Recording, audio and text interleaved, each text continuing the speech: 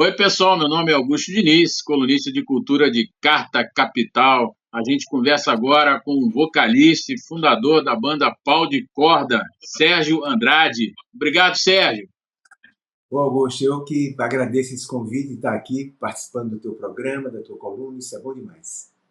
Contar um pouquinho da história da banda de pau e corda, né? Lembrando aqui que a banda de Pau e Corda é formada hoje, além do Sérgio Andrade, nós estamos conversando aqui, né, por Júlio Rangel na viola, Sérgio Eduardo no contrabaixo, Zé Freire no violão, o Ico Brasil na flauta e pífano, e o Alexandre Barros, bateria e percussão. Você, antes da gente falar do disco comemorativo, né, de 5 décadas da banda de Pau e Corda, eu queria que você fizesse um breve balanço aí dessa longa história. Não é qualquer grupo no Brasil que chega a 50 anos, né?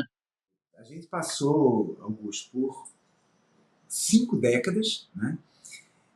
Viemos da década de 70, né, que foi uma década de ouro, eu acho, para a música popular brasileira, uma década muito, eu diria, construtiva, né? E ao longo desses 50 anos a gente vem construindo essa história, a história da banda de pau e corda, galgando essa estrada com muito afinco, né? Sempre focando no trabalho que a gente iniciou na década de 70, que foi um trabalho assim, mais intuitivo, né? E compondo, musicando as nossas composições, sempre compondo com o coração. A gente sempre procurou externar a nossa vivência, né? Título até do nosso primeiro LP, Vivência. A gente atravessou uma série de momentos brasileiros, né? Tanto na música quanto na política, e a gente saiu construindo esse trabalho, muitas pedras no caminho, mas a gente conseguiu passar por essas pedras e continuar existindo, e até hoje estamos aqui comemorando 50 anos de estrada e quem sabe já projetando o futuro para daqui a mais 50 anos, hein? Como é que é, Sérgio, manter essa coerência, né? De certa forma, vocês têm na sonoridade de vocês forte influência aí das tradições musicais nordestinas, mas tem algumas inserções contemporâneas, mas de qualquer forma, vocês ainda mantêm uma tradição musical muito forte nesse tempo todo, com a indústria da música é, mudando a todo tempo, né? Exigindo que o artista corra para cá, para lá, para observar, né, esse caminho. Como é que foi aí? Como é que é vamos dizer, essa resistência da existência de vocês, né? Eu acho que o grande segredo dessa longevidade, desses 50 anos, é a gente sempre ter o olhar para frente, né? Olhar. Eu sempre digo que esse disco agora que a gente gravou, por exemplo, eu digo que é sempre um disco onde a gente tem o olhar para trás, que é o retrovisor, que é aquela coisa de você se reconhecer no passado, né? Mas também o para-brisa, aquele de olhar para frente, de a gente estar sempre antenado com as coisas que estão acontecendo no nosso caminho na atualidade. E a gente está sempre buscando conhecer e aprender com os novos que vêm. A gente tem, por exemplo, uma cena novíssima no estado de Pernambuco, eu acho que no Brasil inteiro, mas aqui a gente tem, por exemplo, o PC Silva, que é um cantautor fantástico, que deu nome, a música dele que deu nome ao nosso novo álbum, é o Marcelo Rangel, o Isadora Mello, o Almério Martins, tanta gente boa, e a gente tem aprendido também com essas pessoas. Eu digo que é sempre uma troca, né, de informações. A gente vem com a nossa carga de experiência, com as nossas informações, mas também buscando e aprendendo com essa nova geração. Eu acho que isso aí tudo contribui para essa longevidade da banda de pau e corda. Sobre o disco Entre a Flor e a Cruz, aí, que comemora os 50 anos, né, tem as inéditas, né, e regravações. Conta aí como é que está esse disco. Aquele retrovisor que eu te falei do passado, que são as músicas antigas, né, que a gente regravou, e a gente procurou dar a elas o mesmo arranjo original, mas buscando sempre alguma coisa nova, pincelando por exemplo, a gente colocou em Flor d'Água, que sempre foi o carro-chefe da banda de pau e corda, a gente colocou uma sanfona, né, muito muito sutil ali para dar uma diferença, mas ficou muito bacana. O Vinícius, que é o nosso sanfoneiro convidado, soube fazer muito bem isso aí. E aí a gente convidou alguns amigos que a gente sempre teve uma admiração muito grande, que é o Lenine, por exemplo, que a gente convidou para fazer com a gente uma música que é de um amigo comum nosso, que é o do Chico César, que foi o Mercana. Então esse foi o primeiro contato, que foi a primeira escolha nossa para gravar essa música, foi o Lenine. Depois veio Fagner cantando comigo. A gente queria regravar Areia, que foi uma música de muito sucesso da banda de Pau e Corda, inclusive aí em São Paulo, na década de 70, ela ficou durante 2 meses em primeiro lugar nas paradas de sucesso da época. E eu queria que tivesse alguém cantando comigo, mas que tivesse uma voz mais dramática, né, se contrapondo a minha, que é mais suave, mais mansa, vamos dizer assim. E aí não tinha outra pessoa que não fosse o Fagner, né, que colocou essa dramaticidade em Areia. Depois veio a Juliana Linhares, porque gravando Carcará com a gente. Carcará foi uma música que a gente sempre teve no radar da banda de Pau e Corda, mas Carcará tem aquela coisa da voz da Maria Bethânia que é muito forte na música. Né? Ela imprimiu uma marca muito forte. E a gente sempre teve esse desafio. Queria gravar, mas era um desafio gravar em função disso aí também. Eu queria que Carcará tivesse a cara da banda de Pau e Corda, mas que fosse também igualmente forte. E aí Zé Freire conseguiu fazer um arranjo muito potente, eu diria, mas eu queria que também tivesse alguém cantando comigo que imprimisse essa qualidade, essa coisa, essa fortaleza. E aí eu tinha conhecido a Juliana Linhares, quando a gente gravou, eu acho que foi Missão do Cantador. Ela estava lançando um disco dela também, que é o Nordeste Ficção. E o disco dela me impactou muito, muito, muito, Augusto.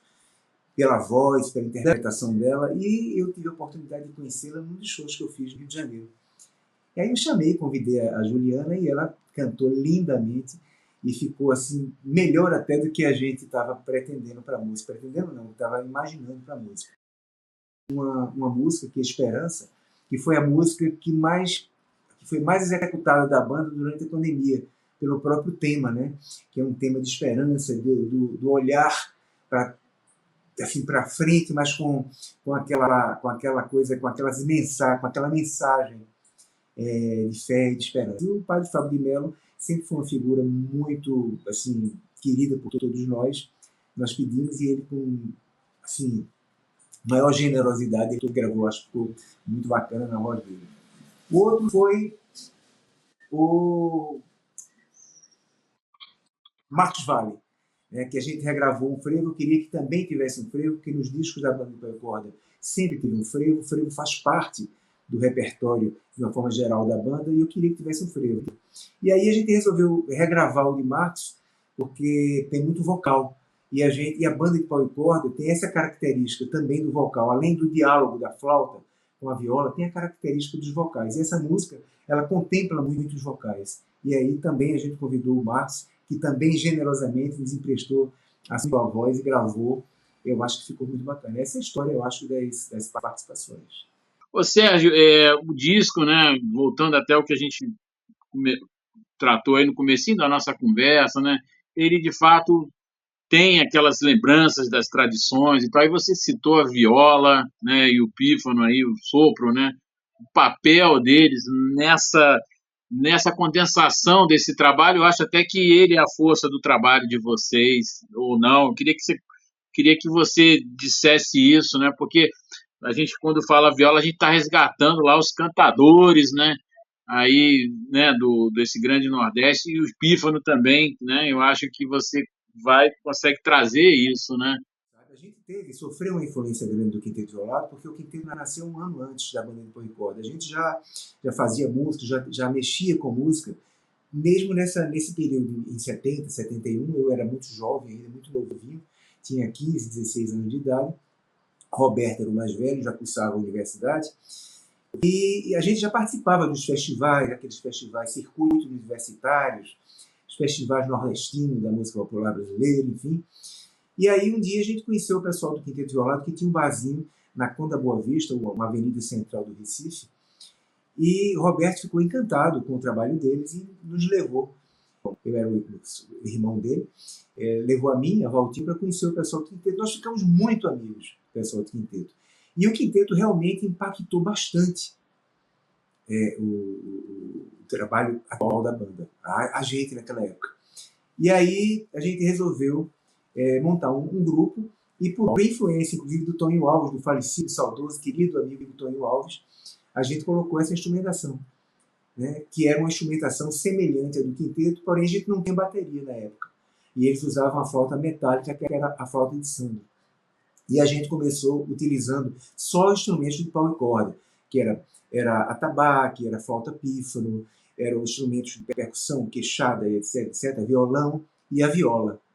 E aí a gente não tinha nome, inclusive, o Toninho Alves foi quem sugeriu o nome de banda de pau e corda, porque o nome remetia à instrumentação que a gente tinha na época e também aos grupos de pau e corda que saíam e saem até hoje nos carnavais de Recife. Então seria também uma alusão aos grupos de pau e corda, às orquestras de pau e corda.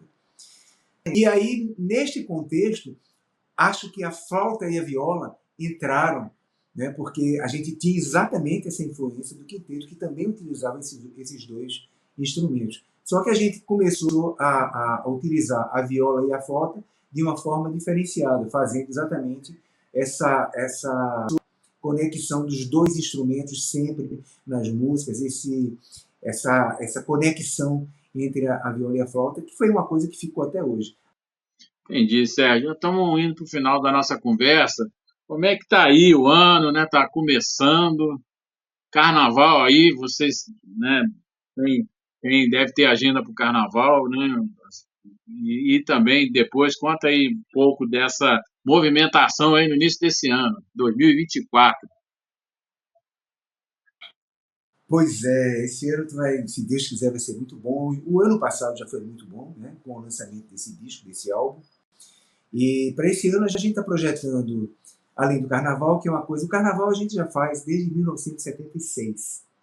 Nunca, em nenhum ano, a gente deixou de fazer o Carnaval do Recife, né? E eu vou contar uma historinha bem curta. Quando a gente iniciou o Carnaval do Recife, a gente era o seguinte: a gente queria muito, como a gente tinha no primeiro disco, a gente gravou Alegoria, que foi o primeiro frevo gravado pela banda do Pau e Corda, que é um frevo Valtinho do Roberto Andrade, que é meu irmão, hoje falecido. E aí a gente queria muito cantar essa música nos clubes, porque o carnaval de rua do Recife, antigamente, era só dos blocos, não tinha palco. O carnaval de palco, de público, existia nos clubes. E então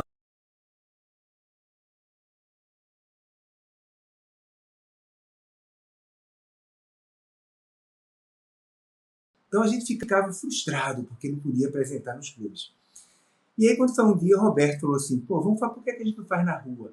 Vamos montar um palanque, naquela época chamava palanque, não era nem palco, na rua. E aí a gente arranjou uns apoios, uns patrocínios, a prefeitura deu um palanque para a gente, coberto com palha de coco, palha de coqueiro, coisa e tal. E aí a gente escolheu, o patrocinador pediu para que a gente fizesse em Boa Viagem, que tinha um grande carnaval de rua, mas não tinha palco nenhum. E aí, em 1976, a gente fez o primeiro carnaval na praia de Boa Viagem. E aí o carnaval deu super certo, 77 a mesma coisa, 80, 79, 80, e foi crescendo. O carnaval foi tomando vulto, depois outros palcos foram acontecendo, o carnaval de Boa Viagem virou um sucesso, depois se expandiu para o Recife inteiro, e hoje a gente tem um grande carnaval. Então, o carnaval tem muita importância, faz parte da história da banda de pau e corda. Hoje, o carnaval do Recife é basicamente o carnaval feito nas ruas, né? São os palcos.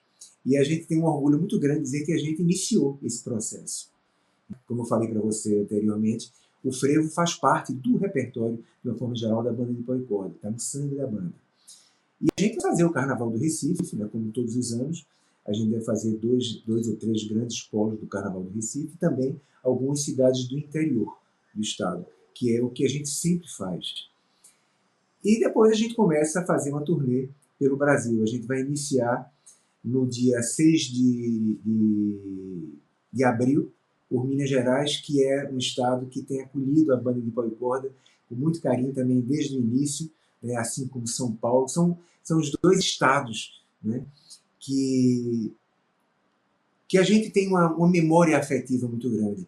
São Paulo, porque a gente iniciou gravando em São Paulo os 7 primeiros LPs e a gente nunca mais parou de frequentar São Paulo, né? A gente tem um público muito bacana em São Paulo e também em Minas Gerais, que foi o estado onde a gente fez a primeira excursão da banda de pau e corda. Então a gente inicia essa temporada por Minas Gerais, com um show em Belo Horizonte no dia 6, e em seguida a gente vai fazer São Paulo, alguns teatros em algumas cidades de São Paulo, depois a gente vai fazer Rio de Janeiro, vai fazer Brasília, vamos a Salvador, a Bahia, Salvador, e por aí vai. Eu acho que a gente vai rodar esse ano no Brasil inteiro, se Deus quiser.